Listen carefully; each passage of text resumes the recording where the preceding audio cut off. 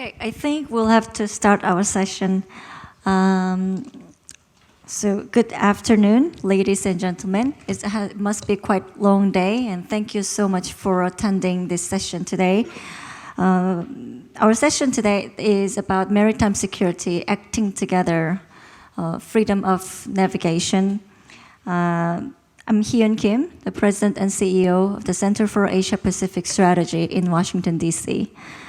And it is really a great honor to facilitate this conversation with very, very strong practitioners and experts on this very grave topic today.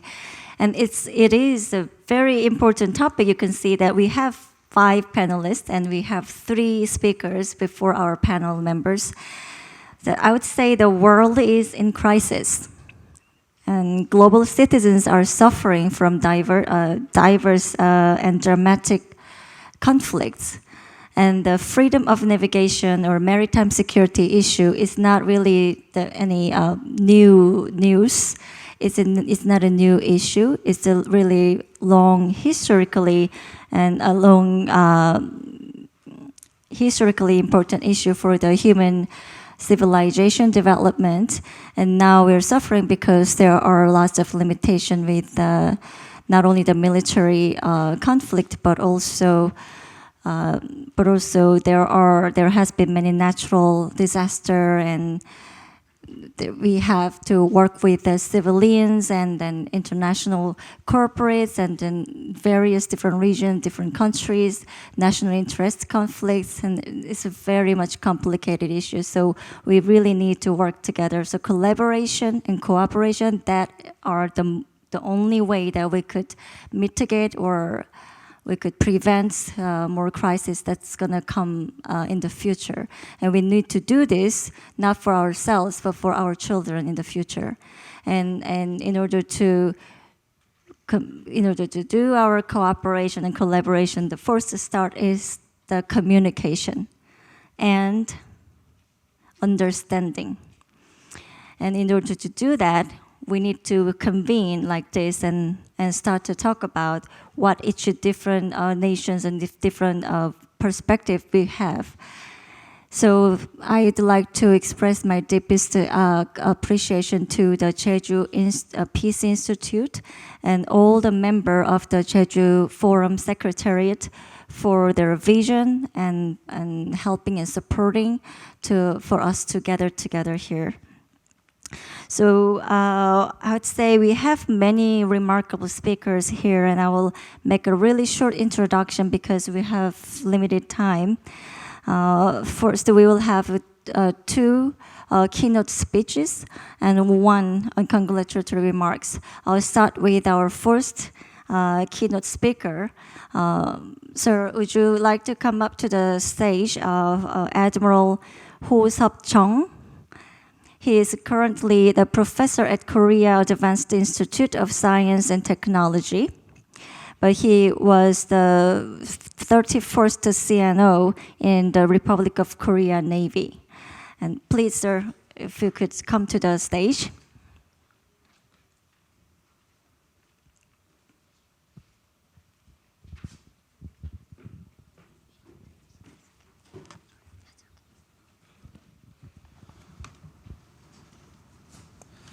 먼저 포럼에 초청해 주신 주최 측에 진심으로 감사드립니다. Good afternoon, everybody. I'm very honored to be here. Freedom of navigation is currently under serious challenge. This is very important topic for the world and for this country, South Korea. The current rules-based international order is a global governance architecture developed since the end of World War II. It is designed to maintain international peace, prevent conflict, and promote common prosperity based on a set of universal values, norms, principles, and international law. In particular, the rule-based order at sea is anchored in the concept of freedom of navigation. This concept is a globally recognized legal principle. According to the UN Convention on the Law of the Sea, the legal framework for this concept Ships of all countries have the right to innocent passage through territorial waters, and there should be no unreasonable restriction on their freedom to navigate the high seas. Therefore, all countries must respect and maintain the principle. Although piracy and oil tanker wars have occurred intermittently, and some still remain, this principle has overall prevailed at seas. However, two major developments are challenging the principle: intensifying U.S.-China strategic competition and how the rebels attack on international shipping. Firstly, competition for dominance of the ocean is intensifying between the U.S. and China. As a result, the destruction of the existing maritime order is particularly noticeable in the South China Sea. Based on its historical right, China claims sovereignty over almost the entire South China Sea and built artificial bases and militarized them there. About 1/3 of world trade passes through this sea. At the same time, China has ignored the Permanent Court of Arbitration ruling in July 2016 and is using so-called gray zone tactics to strengthen its maritime claims. These actions clearly violate the freedom of navigation and right guaranteed under the UN Convention on the Law of the Sea, to which China is a party. Meanwhile, the US has served as the de facto maritime security guarantor, protecting global maritime order based on freedom of navigation. The US argues its Navy must be able to access to disputed waters in order to deter regional conflict from occurring. From the US perspective, therefore, freedom of navigation is of paramount importance and must be pursued as a top priority. The other incident that threatens freedom of navigation is the attack on international shipping by Houthi rebels in the Red Sea. After the Gaza war broke out, Iran backed Houthi rebels attacking ships of country linked to Israel in the Red Sea route using drones and anti-ship ballistic missiles. The routes account for almost 15% of global shipping traffic. As a result, about 20% of global shipping is disrupted, and thousands of ships are diverted to route via the Cape of Good Hope, Africa. The attacks generate massive cost, slow regional economies, and have a global impact. Some analysts argue that the Houthi attack is in fact an act of Iran to resist the US and the West by imitating China's anti-access area denial concept. With the emergence of cyber war, information warfare, and various missiles and unmanned systems in the near future, this illegal activity could be used more often by other countries or terrorist groups. As these low-cost, high-impact attacks become more widespread, freedom of navigation will face even greater challenge. In this way, the maritime security paradigm based on freedom of navigation is undergoing fundamental change as China, in solidarity with Russia and Iran, challenge the US-built existing maritime order. Currently, neither side has any intention of backing down in their strategic competition, with the naval arms race intensifying in the region and the possibility of an accidental armed conflict between the two superpowers quite high in disputed waters. The majority of countries around the world want global supply chain to operate reliably. In particular, South Korea grew from one of the world's poorest to a trading powerhouse with unprecedented economic prosperity and value, freedom and democracy. This achievement was greatly indebted to the stability of the ground, global maritime supply chain, and freedom of navigation. If, however, the maritime order of the region is reorganized in the future through the coercion of authoritarian system, the issue of maritime security for this country will go beyond economic survival and prosperity. It's gonna become a question of whether this country can survive as a sovereign nation in the international community. Above all, South Korea people must realize they can no longer take maritime security for granted, and that the issue of freedom of navigation is their own problem. Thank you very much.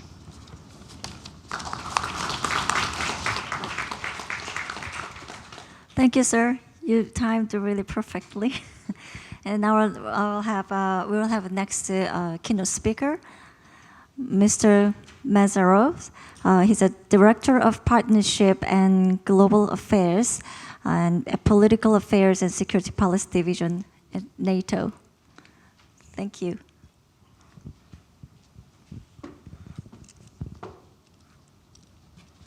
Thank you for the introduction, and it's a pleasure to be here at the Jeju Forum and participating in this panel. This is the first time that NATO is present in person, so that's a particular honor for me.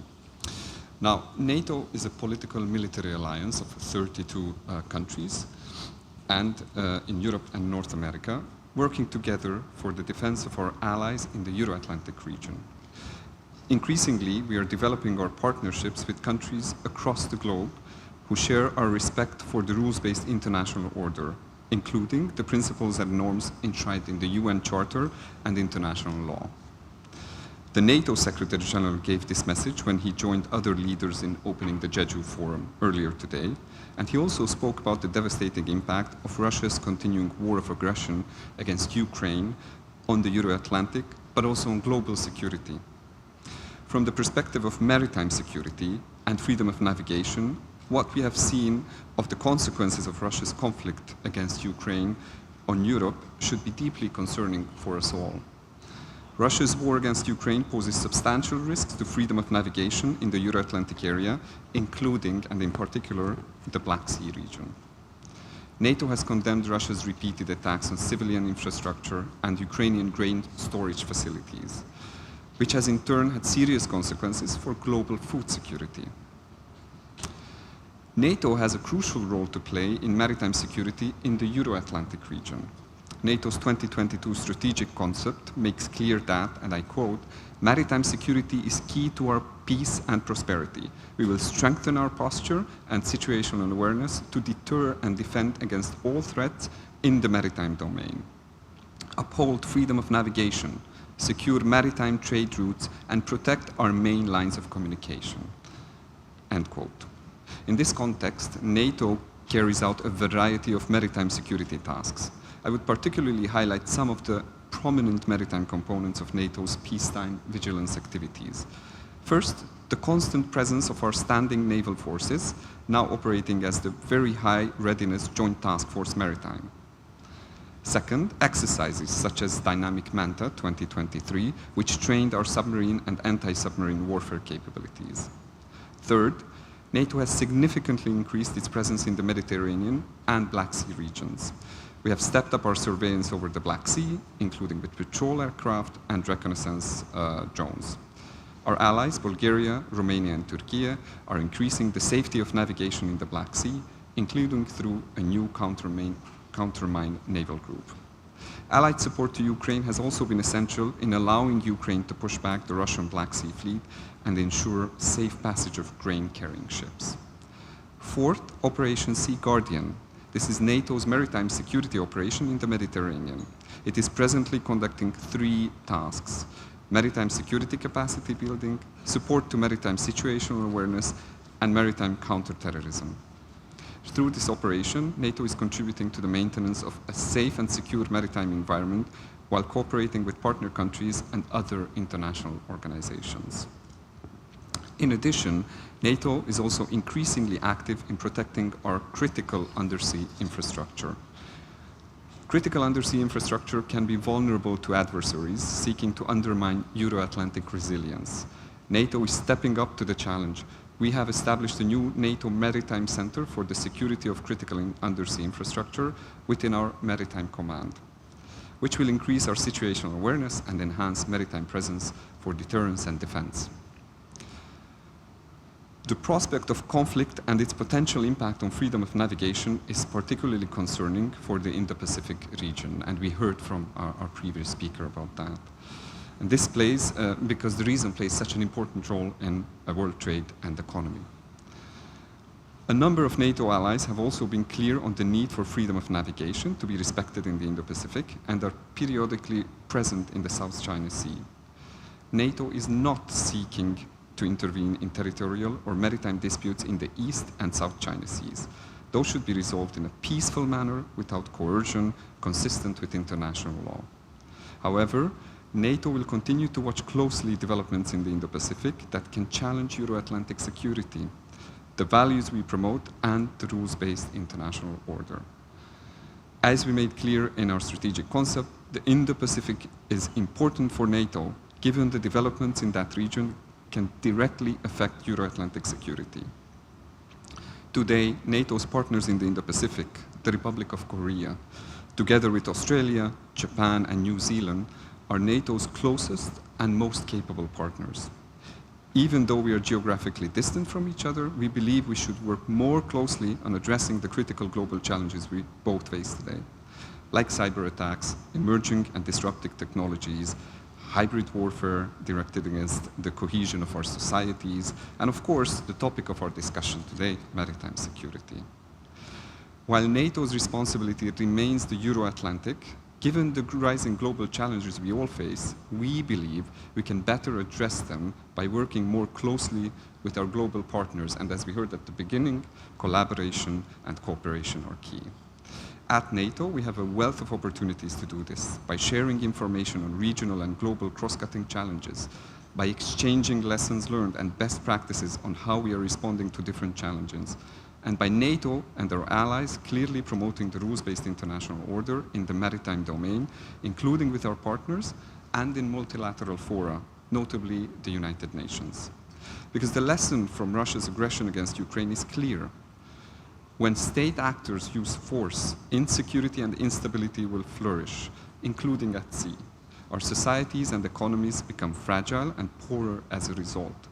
This is why continuing to promote the rules-based international order and international law in the maritime domain is vital to protect the freedom of navigation that continues to be the linchpin for our security, stability, and economic prosperity across the globe. Thank you very much for your attention.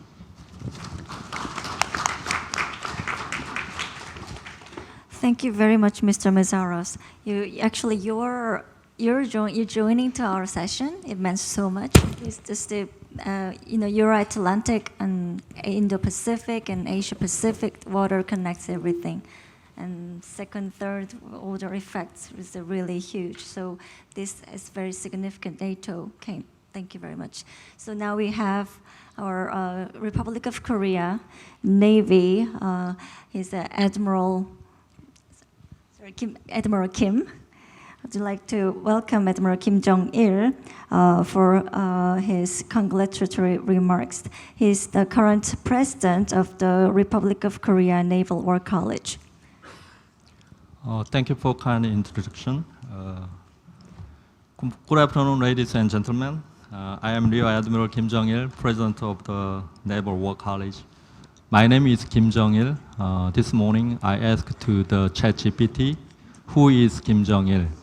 The answer was he was the son of North Korea's founding leaders Kim Il-sung and the father of the current leader Kim Jong-un. But I'm not the person.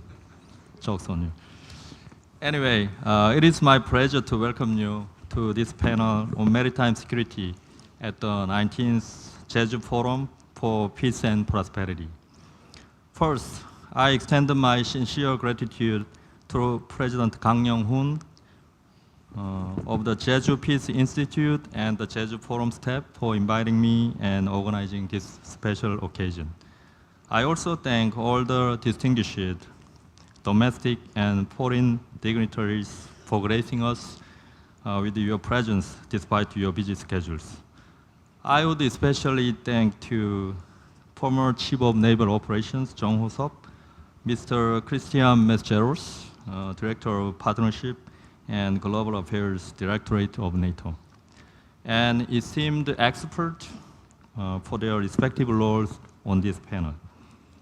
Launched in 2001, the Jeju Forum serves as a vital platform for international dialogues aimed at promoting peace and prosperity in East Asia and beyond. This year's theme, Acting Together for a Better World, underscores the importance of collaborative efforts in addressing global challenges. As a renowned international forum, the Jeju Forum has provided a platform for diverse discussions on international issues among global leaders, high-ranking officials, scholars, and experts in various fields from around the world. As someone who has served and lived at sea, I am particularly pleased that we have this session on maritime security to delve deeply into the critical issue of freedom of navigation. The seas are not merely vast bodies of saline water. 70% of Earth's surface is covered by the seas. 80% of world population today reside in coastal areas, and 90% of the world GDP is produced at the seas. The sea is the main artery of economic development, crucial to our survival and prosperity, and is also the main stage for international exchange. Therefore, cooperation rather than competition, openness rather than monopoly must prevail to keep the sea as a driving force of human development. Today, however, the sea is no longer peaceful at all as waves are high. The superpowers are engaged in a power struggle at sea. Enormous military forces that could bring up the Third World War are concentrated in Asia, and the threat of international smuggling, drug trafficking, and terrorism are increasing. Some maritime species are at risk of extinction due to overfishing, while the maritime ecosystem is destroyed by severe pollution and global warming. We cannot help but worry that the sea, which was once the cradle of human development, may now become the source of human perishment. As you are all aware, peace and stability in the Red Sea, the South China Sea, and the Taiwan Strait have recently been threatened with maritime sovereignty and territorial disputes due to historical and geopolitical risks. As maintaining order in the region becomes increasingly challenging, the freedom of navigation in these areas has emerged as a major issue for international community. These seas host several core naval routes that are strategically vital to the Republic of Korea. The Republic of Korea is a maritime nation. The ROK depends on sea routes for most of its trade, of which a considerable amount is transported through the Hormuz Strait, the Indian Ocean, the Malacca Strait, the South China Sea, and the Taiwan Strait. In particular, the South China Sea is a pivotal naval passages that account for about 64% of our country's crude oil transportation and about 46% of natural gas transportation. Therefore, the freedom of navigation in the region must be guaranteed with peace and stability preserved in order for our nation to further prosper. Dear esteemed guest, the current maritime security landscape is extremely uncertain and volatile, making it difficult to not only to take timely and appropriate measures, but also to establish transparent and stable plans for the future. Therefore, I believe that today's session among maritime security experts from around the world discussing the importance of free navigation and gathering wisdom for cooperation is invaluable. Insightful ideas suggested in the session may lead to a consensus, which in turn will be the seed for rational policy and strategy that can foster stability and growth in the region. Sea must be a place of hope that can guarantee the future of mankind, not a source of concern that threatens our survival. In closing, I would once again like to congratulate the 19th Jeju Forum and this session on maritime security. I am hopeful that this forum will continue to elevate its role as a beacon of peace and prosperity of the Korean Peninsula and the wider Indo-Pacific region. Thank you very much.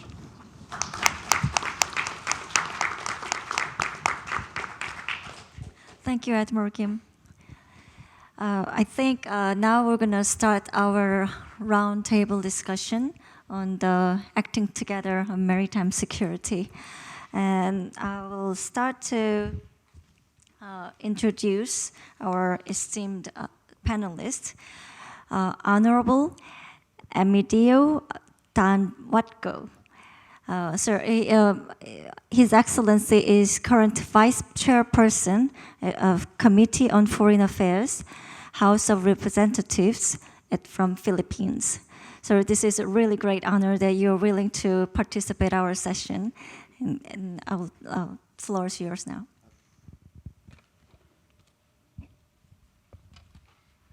Thank you very much for the kind introduction. Yes, on the part of the Philippine delegation, we appreciate the invitation and the opportunity to participate in this Peace Forum, especially this roundtable or this panel discussion. I think it cannot be understated that our country, the Philippines, is in the middle of a very contentious and very controversial issue when it comes to maritime security and the freedom of navigation. And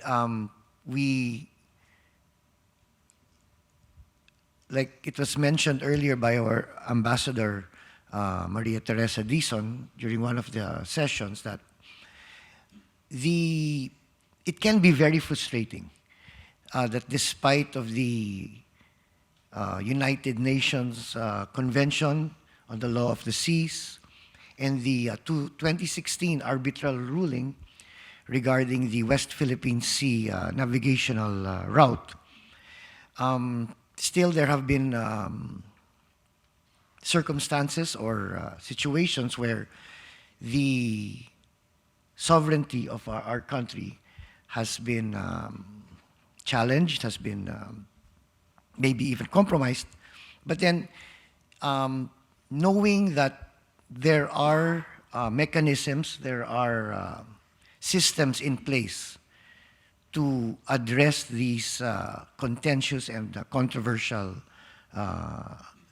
issues, our country will not stop in collaborating with allies or with like-minded nations, at the same time being open, remaining to be open in terms of diplomatic relations with other countries.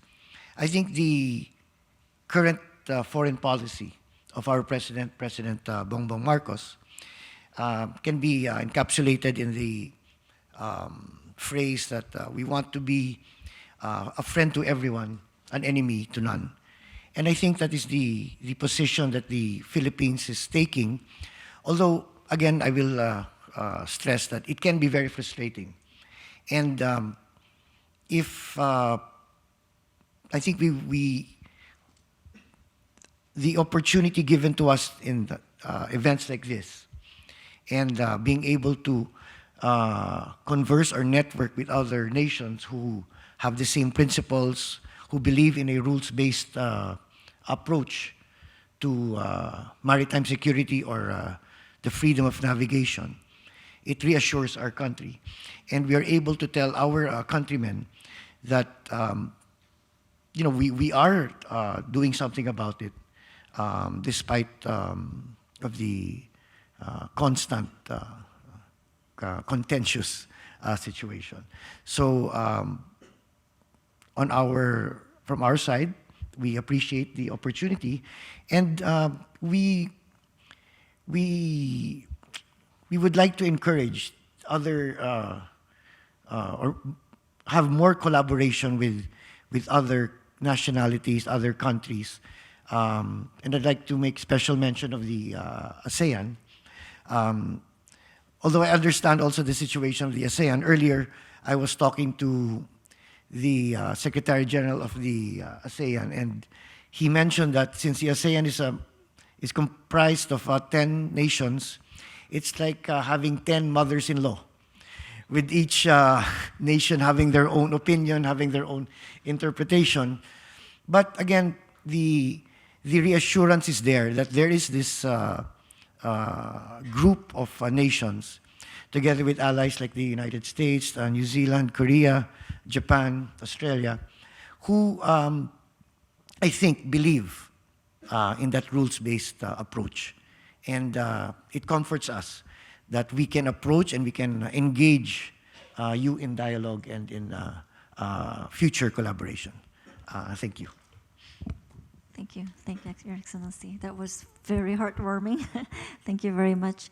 So we'll go next to our next panelist, Dr. Jung Sam-man. He is currently Director of Center for Maritime Security at the Korean Institute for Maritime Strategy. He started work there since 2017. Sir, would you like to start? Thanks, moderator, for a kind introduction. Before I show a video I brought with me, let me ask a question to all of you. What are the two most desires you like to go with until the end of your day? You don't have to answer right now, but you may find the answer through the video. So please play the video, please.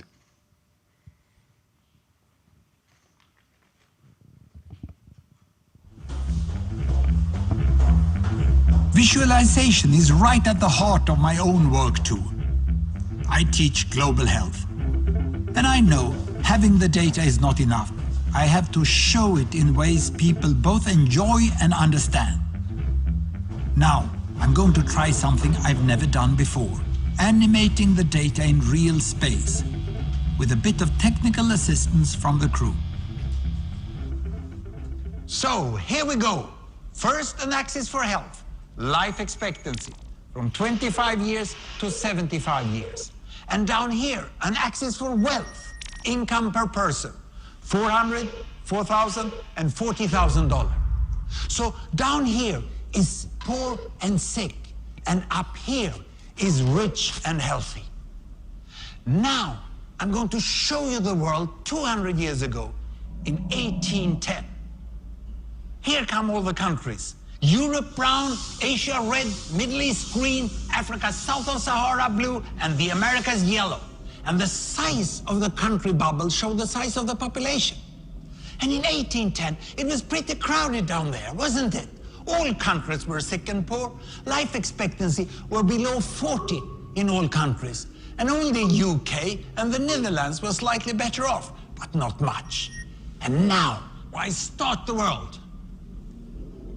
The Industrial Revolution makes countries in Europe and elsewhere move away from the rest. But the colonized countries in Asia and Africa, they are stuck down there. And eventually, the Western countries get healthier and healthier. And now, we slow down to show the impact of the First World War and the Spanish flu epidemic. What a catastrophe!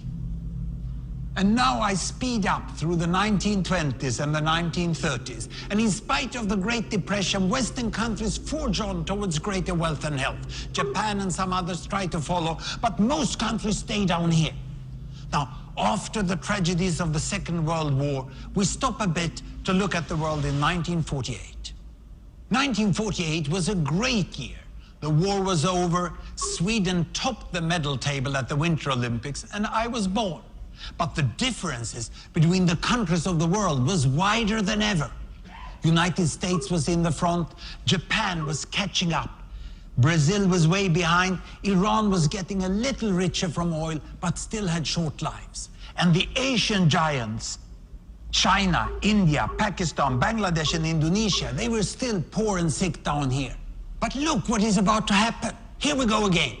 In my lifetime, former colonies gained independence, and then finally they started to get healthier and healthier and healthier. And in the 1970s, then countries in Asia and Latin America started to catch up with the Western countries. They became the emerging economies. Some in Africa follows. Some Africans were stuck in civil war and others hit by HIV. And now we can see the world today in the most up-to-date statistics. Most people today live in the middle, but there are huge differences at the same time between the best of countries and the worst of countries. And there are also huge inequalities within countries. These bubbles show country averages, but I can split them. Take China, I can split it into provinces. There goes Shanghai. It has the same wealth and health as Italy today. And there is the poor inland province Guizhou. It is like Pakistan. And if I split it further, the rural parts are like Ghana in Africa. And yet, despite the enormous disparities today, we have seen 200 years of remarkable progress.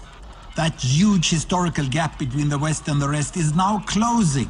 We have become an entirely new converging world. And I see a clear trend into the future. With aid, trade, green technology and peace, it's fully possible that everyone can make it to the healthy, wealthy corner. Well, what you just seen in the last few minutes is a story of 200 countries shown over 200 years and beyond. It involved plotting of 120,000 numbers. Pretty neat, huh?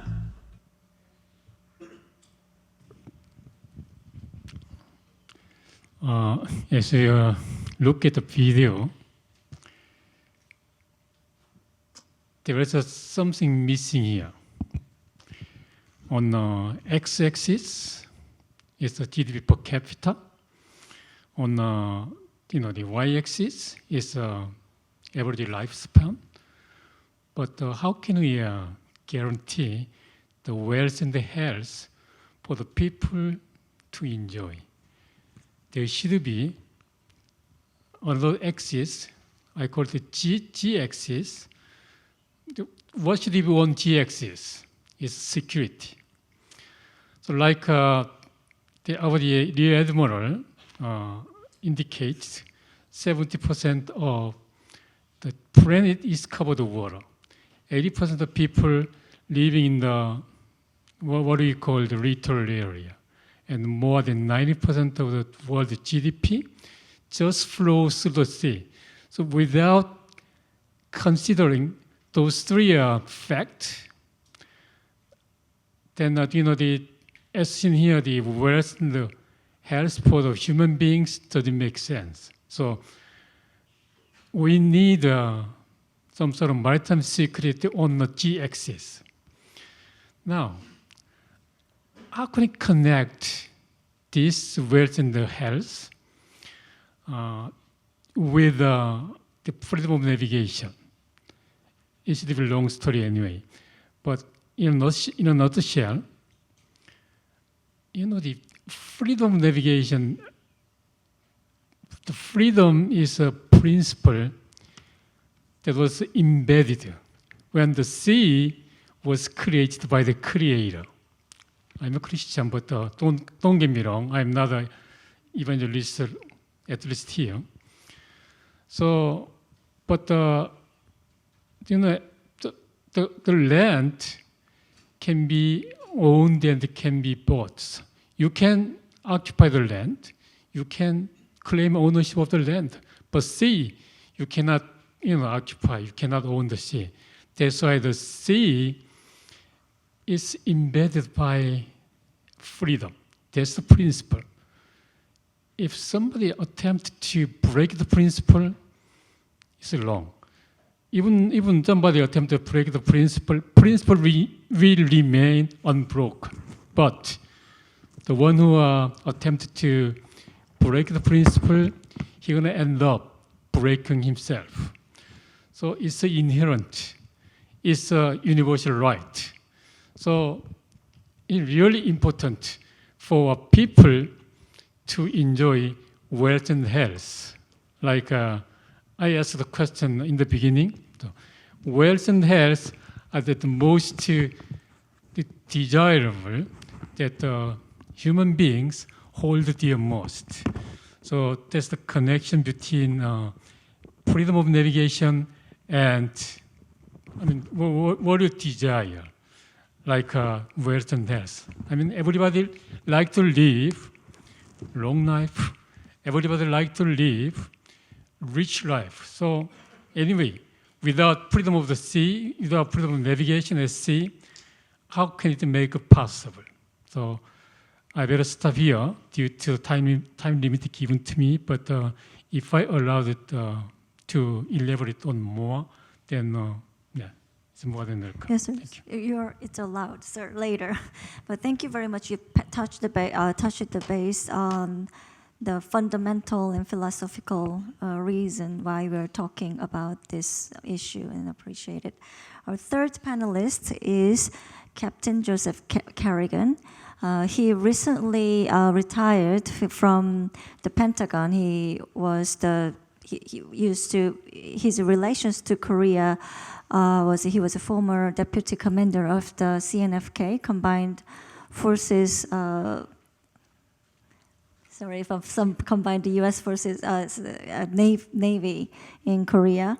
And he used to be also he used to serve for the chairman of Joint Chiefs of Staff of the United States. So the floor is yours. Thank you for coming today. Well, thanks very much. 안녕하세요, 여러분. Good afternoon, everyone. I'd like to just take a moment to thank the Ministry of Foreign Affairs, Jeju Province, and of course the Jeju Forum for organizing and hosting this really wonderful event here in spectacular Jeju. Thanks also to the Jeju Peace Institute, the Korea Institute for Maritime Strategy, and the organization with which I am associated, the Center for Asia-Pacific Strategy. Thank you all for organizing this discussion. 감사합니다. And just a quick acknowledgement of our moderator, Ms. Hyun Kim, the president and CEO of CAPS, and my good friend. Thanks for inviting me to this very important discussion about a topic that I'm passionate about. It's been 5 years since I've been back in Korea, and almost 7 since I've been in Jeju. So I can't emphasize enough how delighted I am to be here. So thanks for having me. Ms. Kim has already given you a little bit of background about myself, but before I jump into my comments, I'd like to maybe just tell you a little bit more about my background and how that has shaped my perspective on the topic. So as Ms. Kim mentioned, just last year, almost exactly a year ago, I retired after 30 years in the Navy. And during that time, I served on a number of ships. I commanded 2 of them, had a chance to deploy around the world, and a lot of time here in the Indo-Asia Pacific. My last 2 operational tours, again, Ms. Kim mentioned one, which was Deputy Commander for CNFK, and then I was also the commanding officer of USS Antietam out of Yokosuka, Japan. So 3 years in the Asia Pacific, and then immediately after that, I went to the Pentagon and worked at OSD, or the Office of Secretary of Defense, and in particular, the Indo-Pacific Security Affairs Organization.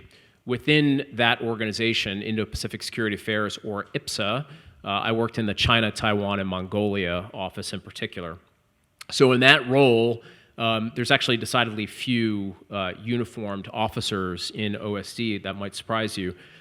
So my job was the senior military advisor to the Assistant Secretary of Defense and the Deputy Assistant Secretary of Defense for China, and help them provide civilian oversight for the operations that we're doing in the Indo-Asia Pacific. So multi-carrier operations, US and multilateral operations, strategic bomber flights, Taiwan Strait transits, and of particular note for this conversation, freedom of navigation operations.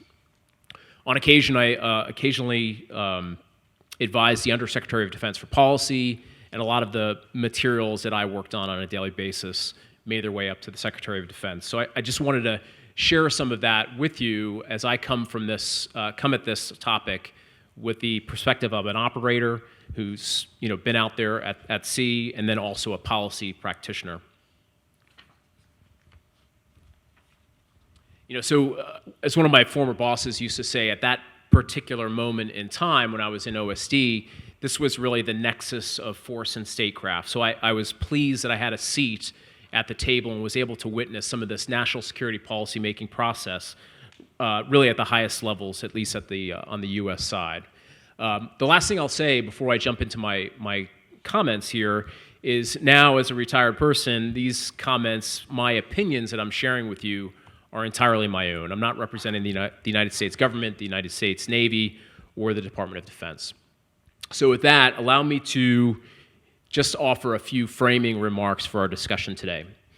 As mentioned by a number of our panelists and speakers this morning, the international rules-based order today in 2024 is under enormous strain, perhaps more so now than any time since World War II. Second, the free flow of commerce and the ability of a nation to safely and legally transit the maritime domain of that region without interference or without the fear of coercion will directly and substantially impact the prosperity of every coastal state in the region and the region writ large. Said another way, how goes freedom of the seas in the Indo-Asia Pacific, so goes the trajectories for peace and prosperity. Third point, we should remember that international law is customary. It relies on precedent, it relies on norms to establish that which is considered lawful. That's why demonstrations of non-acquiescence to excessive maritime claims or aberrant behavior are so important. Conversely, if an excessive maritime claim is never challenged, that is, if all nation states acquiesce, there is significant risk that such a claim could become the established norm and therefore considered lawful. Fourth point, the People's Republic of China is deeply skeptical, some might say hostile, to the rules-based international order. It's not just me that is saying that, they have said it themselves. Their disregard, even defiance of international laws reflected in the UN Convention on the Law of the Sea, is just one manifestation of their wariness for an international system that, in their view, in their words, constrains their national ambitions and their designs to, quote, reform the global governance system, end quote. Fifth point, and finally, I want to note that the theme has been mentioned today a number of times of this year's Jeju Forum is acting together for a better world. And this panel, of course, is acting together for freedom of navigation, both of which are entirely apt in my view.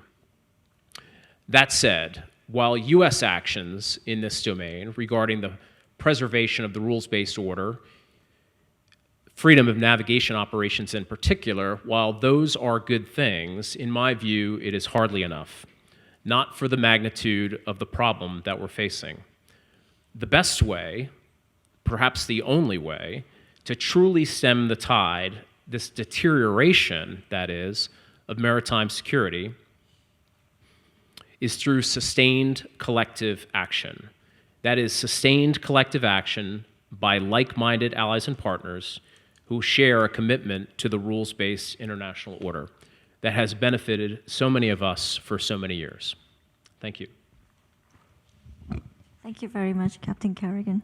So now we have our fourth panelist, Dr. Bae Hak-yong. He's a professor at the Korea National Defense University, and he teaches maritime strategy and future warfare.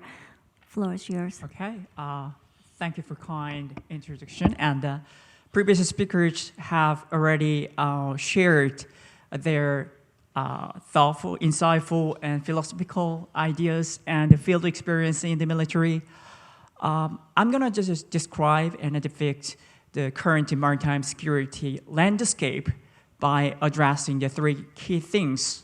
First, the importance of the Indo-Pacific Ocean, and the second is why the SLOC is so important to the South Korea, and third one is the future of the freedom of navigation.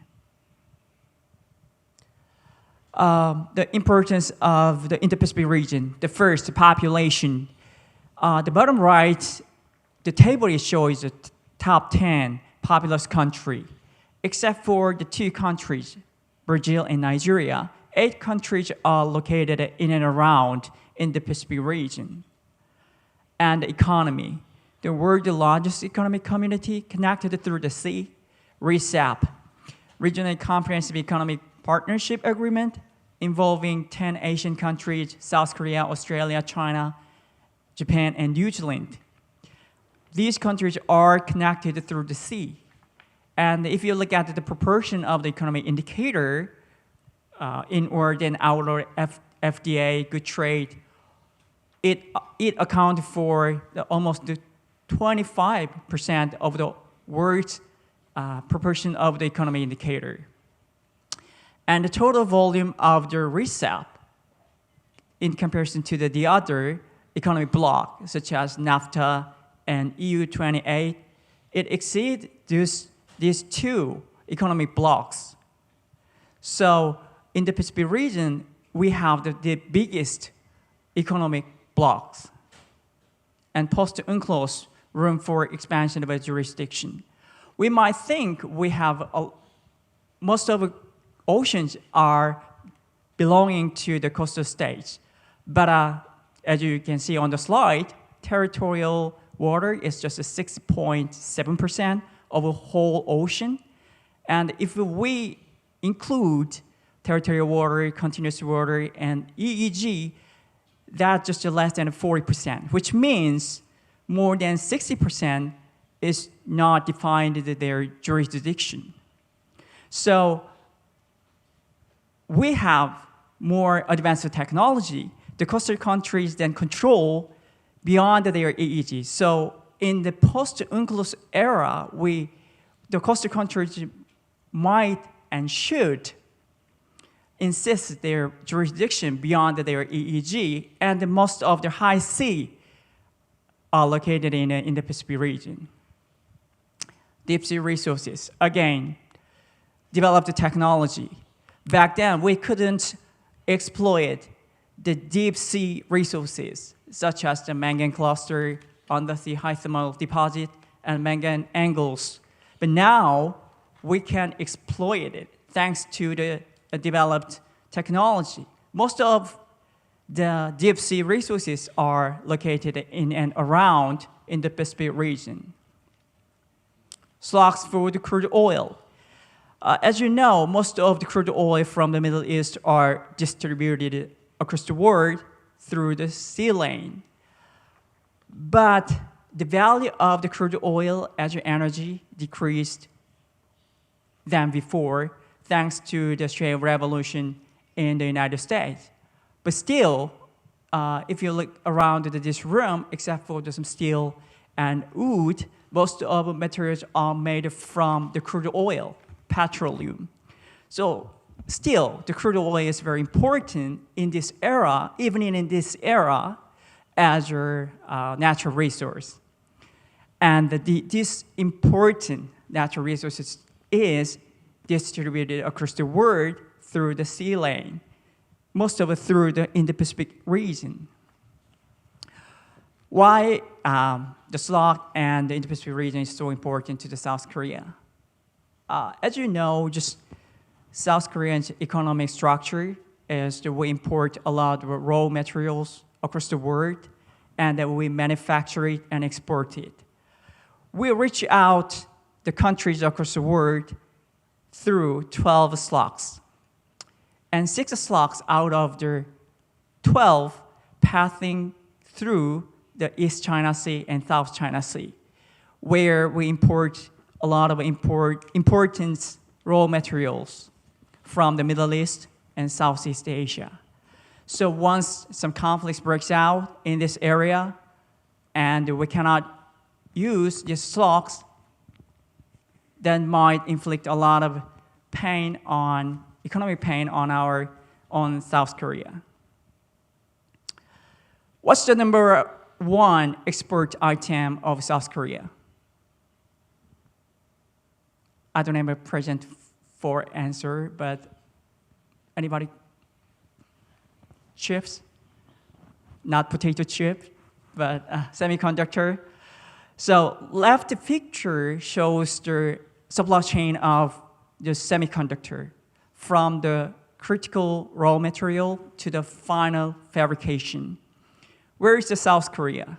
Top of the supply chain, which means we cannot fabricate the chip without importing critical raw material and production good. So we import a lot of critical raw material and production good through the sea lane. Damage from the blockade. I'm not a figure person. My major is international relations.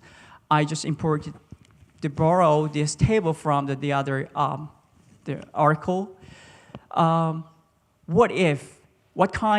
much South Korea will suffer from the economic pain when the slug is blocked? Blockaded for 8 days cost $5 trillion, which is equivalent to the 50 F-35 and aircraft carrier or something like that. Future of the freedom of navigation. We are enjoying the freedom of navigation. It's like we take that as a given. But I think the United States is providing the freedom of navigation for the world as a public good with strong naval power. It's very hard to quantify the naval power. I used the total tonnage of the naval ship as an indicator of the naval power. If you get the graph, the United States naval power kept decreasing over time. But the other countries, China and Japan, the naval power is not that big, but they are increasing. What I wanted to say with this graph is how long can United States provide the freedom of navigation for the world as a public good? How long will the United States provide freedom of navigation for the world as a public good? They are, I don't know, but if you look at the graph, there might be some answer for my question. Okay, I'm going to stop here. Thank you very much. It was really educational and very informative. Thank you very much. So our very patient last panelist, Professor Greg Kennedy. Professor Greg Kennedy is a professor at the King's College in London, and also he educates the UK DOD and MOD and military, and he actually founded a Corbett Center at King's College London, which is the Maritime Security Policy Institute.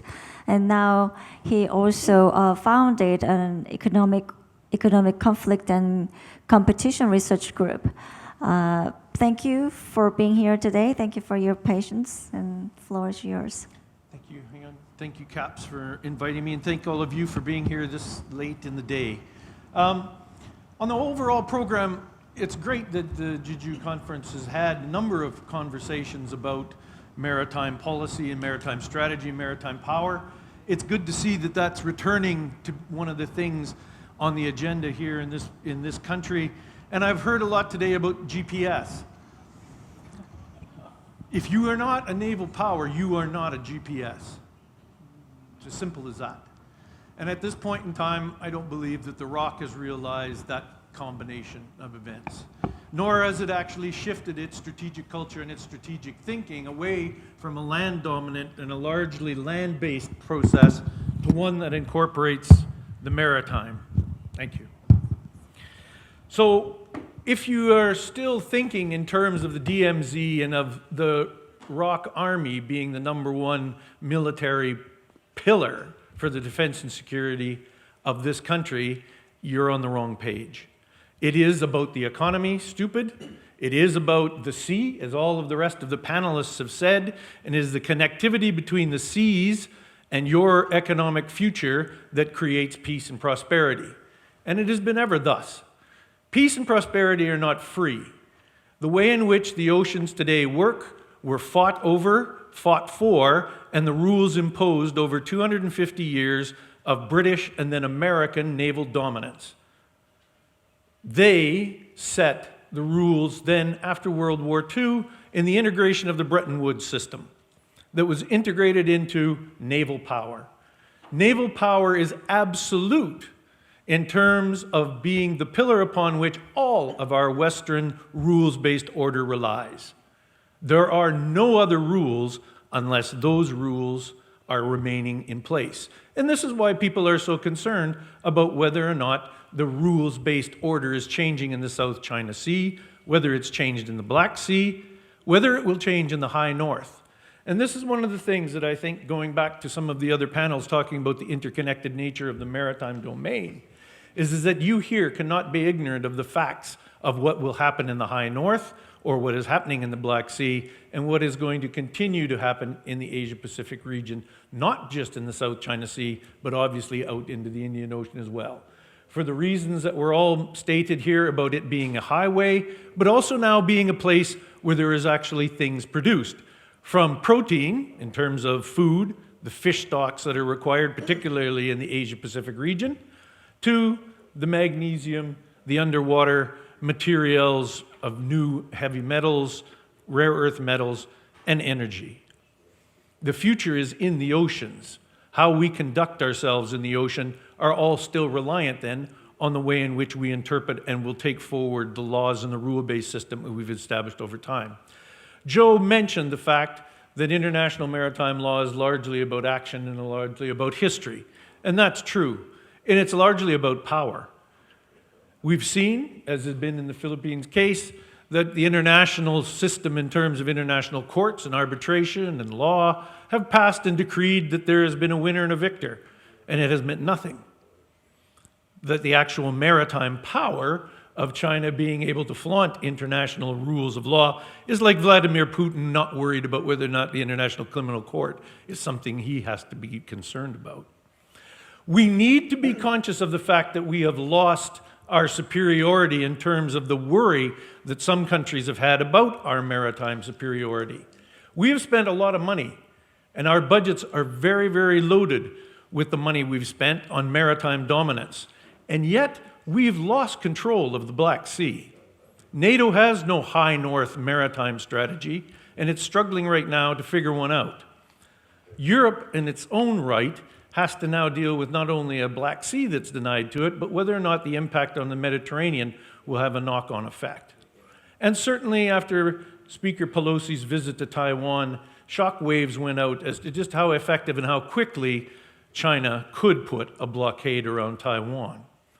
Now, the questions about blockade and sanctions and the international order are critical as to how not only this part of the world develops, and not only how the whole world develops, but how it is that we are going to be able to find the wherewithal, in spite of all the wicked problems that have been mentioned over and over again at this conference, to move ahead with really critical problems, such as climate change, collective action in terms of being able to use the oceans to our benefit, as opposed to watch them continue to be a poisonous lake or an unrestricted Wild West show, and whether or not we can actually use the international maritime community for prosperity and peace, or whether they become an ongoing and continuous battleground.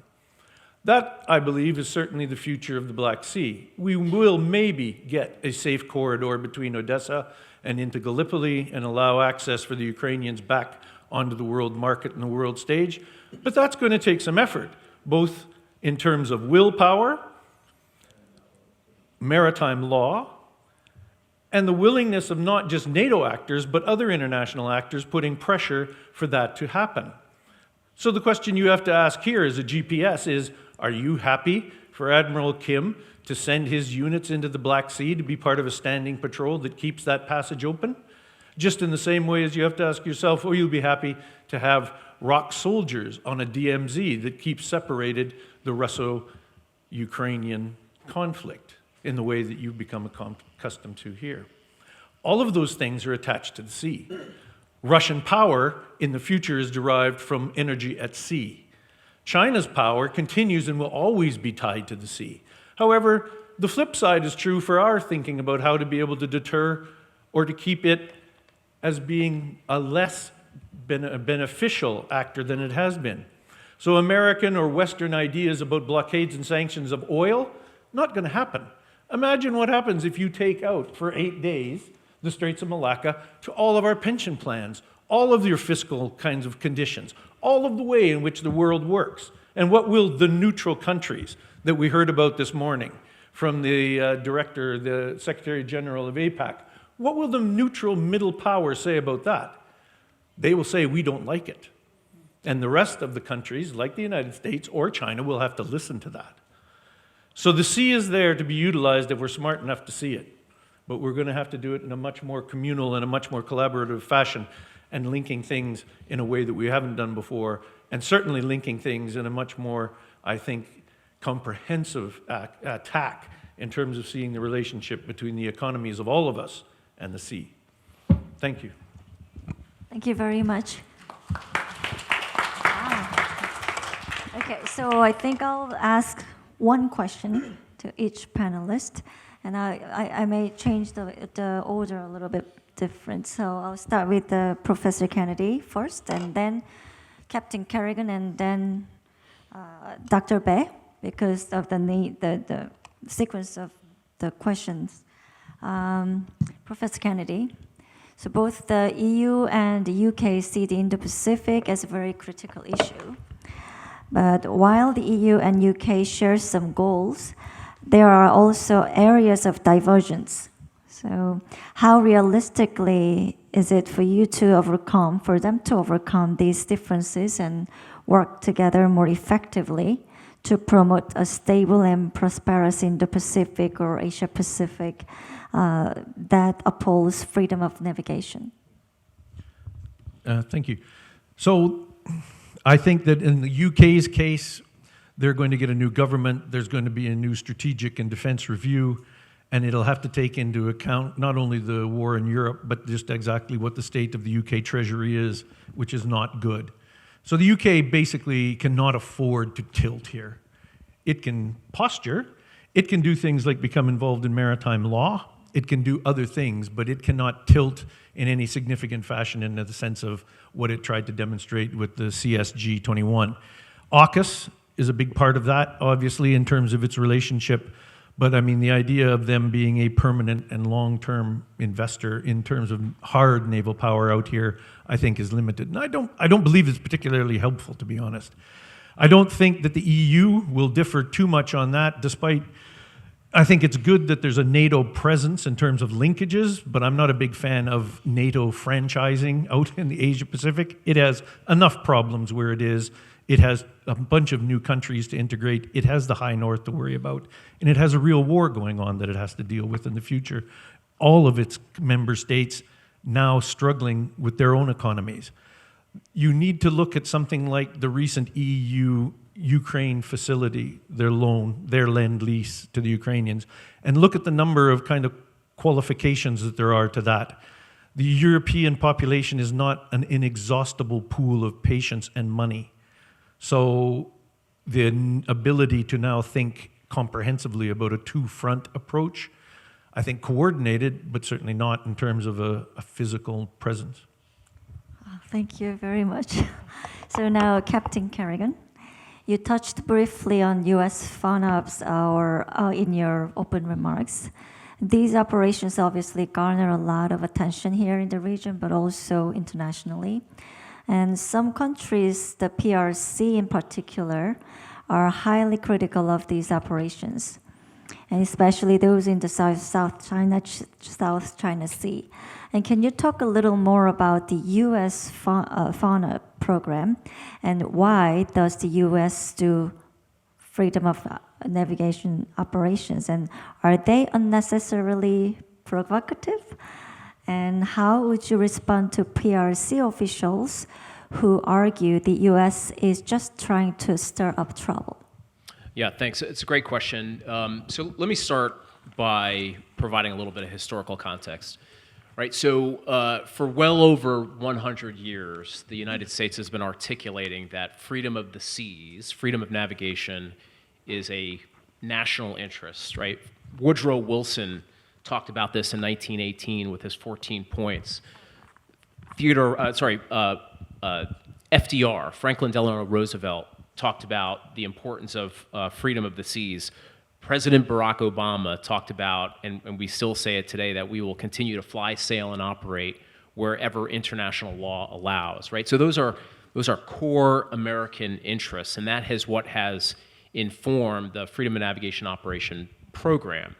So the Freedom of Navigation program, more broadly, is something that was implemented since 1979, right? So 45 years we've had a formal Freedom of Navigation program in the United States. So that's sort of an important component of this. And it's, by the way, it's not just a military thing, right? There are two pillars, if you will, for how the United States looks at freedom of navigation. One is a State Department function. There's a diplomatic component of this, which I would say, as a former military person, is central, perhaps the most central part, where one nation state is, in many cases, protesting the claims of another nation state, right? That is the business of our State Department. The military, the Department of Defense, is merely the tool, I say merely, but is the tool that is used to operationalize those statements, right? So that's, I think, kind of important context. Let me just kind of run through a handful very quickly of principles of the U.S. Freedom of Navigation program. First of all, it's comprehensive. It is global. It's not just about the Indo-Pacific, and it's certainly not just about one country. Second, it's principle-based. So it's not political in the sense that we do it in response to some action of another nation state with which we are displeased, right? Third, it's country agnostic, right? So we challenge our friends, our partners, our allies, and we challenge those nation states that we are strategically competing with, right? So we wherever we see, that is we, the United States, and again, not a spokesperson for the United States, but wherever the United States sees excessive maritime claims, we have a systematic approach by which we will challenge those excessive claims. The fourth component, and I think this is really, let me just say one more thing about the country agnostic piece. In the fiscal year 2023, we challenged 29 excessive claims against 17 claimants, or that is coastal states, right? So that just gives you a sense of the broad brush. Sometimes in a particular year that is more or less, but that's a pretty good snapshot there.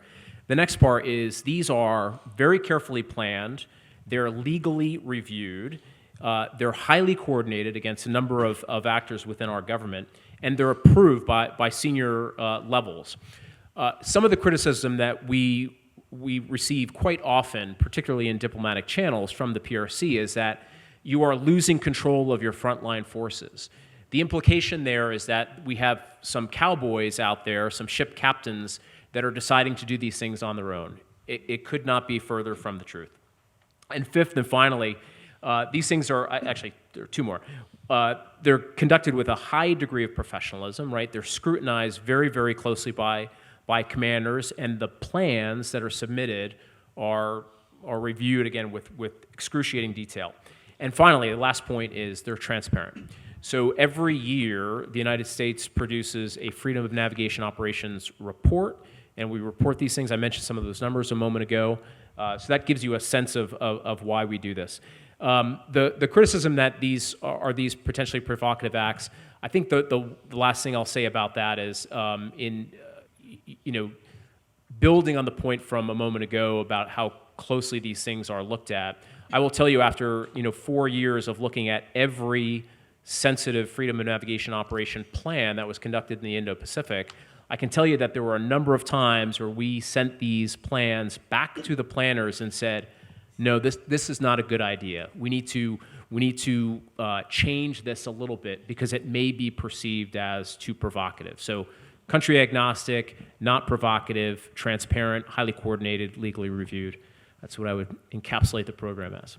Thank you. Thank you very much. Dr. Jung, would you like to elaborate more on your... The point I want to make is just an extension of what you've said. The freedom of navigation operations is not provocative, but from Chinese view, it may be, but it's no more provocative. Why? There is a principle we can apply to FONOPS, freedom of navigation operations. The principle is use it or lose it.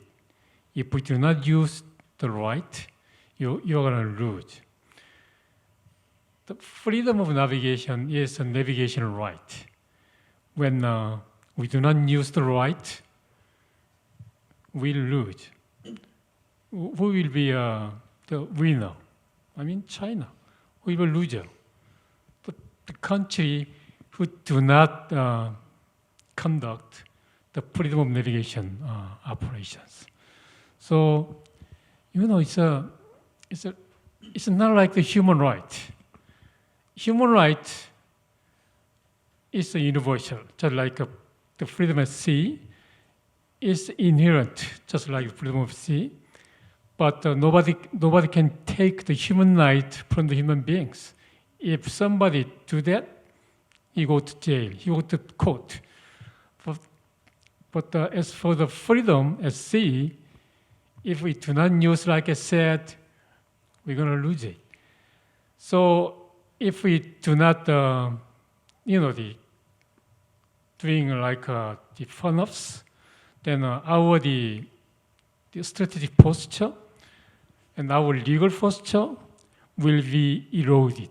While countries like China, they claim excessively the maritime right, the China will be strengthening as opposed to country who do not conduct freedom of navigation. So it's all right. We have to use. Otherwise, we're going to have disadvantages. Thank you. Thank you. Thank you. Dr. Bae, would you... I want to add some to speaking of the freedom of navigation. That's a very good example. The stance and the position of the South Korea to support the freedom of navigation and rule-based order in the Indo-Pacific region. For example, we have principles. We support the freedom of navigation and a rule-based order in that region.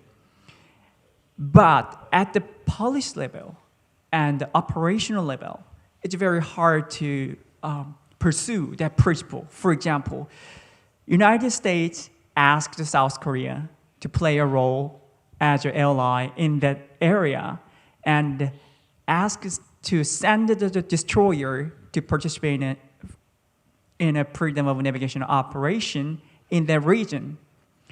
Should we send the destroyer or the naval ship to there? That's very complicating. We have a very strong economic tie with China. At the same time, we are formal military ally to the United States. We support the freedom of navigation in that region. Maybe we have to send some destroyer to restore the freedom of navigation in that area, but it's so complicating. Thank you very much. So you actually, my question for Your Excellency is kind of connected because there's always dilemma. That's what Dr. Bae was talking about. That it's not only the Republic of Korea that has such a dilemma, but here, and then go back to the ASEAN, you're the champion of the ASEAN 10 countries collaboration, cooperation. And you mentioned that it's like 10 mother-in-laws. I think many people could understand that so well. So my question for you, sir, is what is the status, what is the reality of the collaboration, cooperation among those 10 countries, and what is your prospect in the future? That's a very good question. Thank you. I think we have to distinguish the reality from the ideal. Ideally, I'll start first by saying that the Philippines, we are a resilient people. We have experienced being colonized several times, and yet we emerge as a united nation, willing to stand up for what we believe in and to protect what we believe is ours.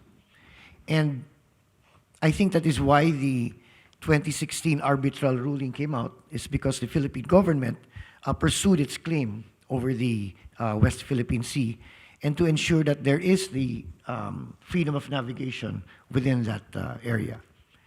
I mentioned earlier, it is very frustrating because, and as mentioned by the other panelists, that yes, we have a decision, we have a rules-based determination, and yet it is not recognized by the People's Republic of China. In fact, that is where it becomes complicated, that the ideal becomes blurry in terms of what is really happening on the ground, which is the constant or the continuous harassment or attempts by said nation to encroach on what the Philippines believe is theirs. And I guess that is where the relevance and the importance of the ASEAN comes in that the Philippines, as a resilient nation, a resilient people, tough as we are and willing to fight for what we believe in, we also realize certain limitations and constraints. And we take comfort in the fact that the ASEAN and other like-minded nations have expressed their support and or maybe same belief, maybe not necessarily the exact claims that we have, but it is along that principle of a rules-based determination. And the reality there is that maybe it's still the journey is, I think it's going to take a long time. It's not going to happen overnight. However, I think the first step has been taken in the sense that there is already a mindset or a consciousness created that the relevance of a international determination of certain rights are being ignored and being trampled on. And I think that the pushback being experienced by other countries and the support being expressed by like-minded nations, I think is a good step moving forward. It creates that consciousness, it creates that mindset that while we do not want the issue to become an impetus for a global conflict, I think the mindset there or the consciousness there is that nations have to work together. The importance of coming together in a market of ideas where the rules-based approach and rules-based determination is sought to be enforced. I think that is a step in the right direction. So that's where we, the Philippines, where we're coming from. We take advantage of the mechanisms, the systems in place, the opportunities for us to present our case. It was presented before the United Nations, and now we're trying to present it in the court of public opinion. And I think it's, I think that's the only way to go, short of any untoward or violent experience. Sir, thank you very much. Thank you for all the good conclusion. So now it's 18:38. It's amazing how we managed our time. I cannot believe this. and all the esteemed speakers, I thank you so much, and I apologize, like rushing. However, this today, what the takeaway from me is that freedom of navigation or maritime security, it's not one country's national interest. It's not one country's national security strategy or policy matter. This is the evidence that it's the global issue that we all need to know. So I know there is the Indo-Pacific or Asia-Pacific or Euro-Atlantic Ocean, but it all matters together. And today, we had very diverse insights, and like all of our speakers said, this type of platform, talking and the conversation in all the different level and variety, I think that's what we need. So once again, I'd like to first to thank you for all our speakers keeping the time, and I don't know how you could make it all the essence in such a short time. That's why all the practitioners, expert means, and I learned so much today. And once again, Jeju Peace Institute and Jeju City and Jeju Forum Secretariat, all these staffs, thank you very much for this opportunity. And thank you for your patience and your time here. Okay, I think this is it today. Thank you.